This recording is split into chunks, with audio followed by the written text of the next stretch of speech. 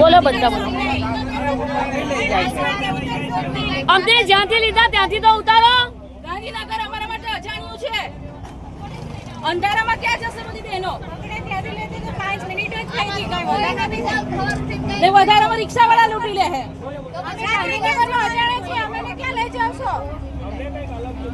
અમને જ્યાંથી લીધા ત્યાં છોડો. અમને બસ સ્ટેન્ડ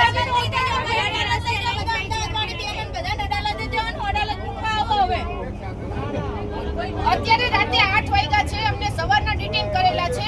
છાવણીની જગ્યાએથી અમને લઈ ગયા હતા. હજી સુધી અમને છાવણી ઉપર ઉતારવાનું કીધું. અમારી જોડે લેડીઝ છે, બધી બહેનો છે. એ લોકોને બધાને અલગ અલગ વાહન પકડીને પોતપોતાના વિસ્તારમાં જવાનું છે. તો ક્યાં લઈ નથી જતા? આટલું અંધારું થઈ ગયું છે છતાં અમને છોડતા નથી અને અમને ક્યારના 10 મિનિટનો રસ્તો છે ને ગોળ ગોળ ગાંધીનગરમાં ફેરવે છે. અમને રસ્તો જોયો નથી. સાવ અજાણ્યા છીએ, બધા બહારથી આવ્યા છીએ. અને આટલી લેડીઝને હેરાન કરે છે. ગાંધીનગર પોલીસ સપોર્ટ નથી કરતી. ઉલટાની આ સ્ત્રી કર્મચારીને હેરાન કરે છે. આટલી રાત થઈ ગઈ, અંધારું થઈ ગયું છતાં અમને અમારી જગ્યાએ ઉતારતી નથી. છાવણીની જગ્યાએ ઉતારવાના બદલે આખા ગાંધીનગરમાં ફેરવે છે. મેં ક્યારના કહી છે કે અમને છાવણીની જગ્યાએ ઉતારો. હજી ઉતારતી નથી ગાંધીનગર પોલીસ. સહકાર દેવાની બદલે અમને સ્ત્રી કર્મચારીને હેરાન કરે છે.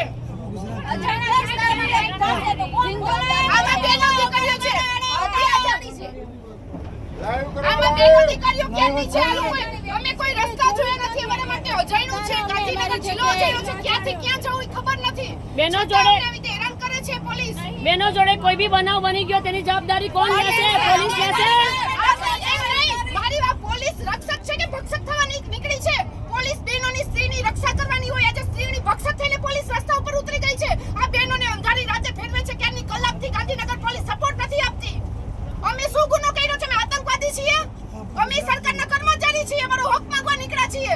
આવી રીતે સ્ત્રીઓને હેરાન કરે છે, સ્ત્રી કર્મચારીને. અમારા માટે ગાંધીનગર જિલ્લો સાવ જાણ્યો છે. અત્યારે અંધારું થઈ ગયું છે. ચોર અમને ગમે ત્યાં ઉતારી નાખશે. બેનની માથે કઈ પણ થયું તેની જવાબદારી ગાંધીનગર પોલીસની છે કે સરકારની છે?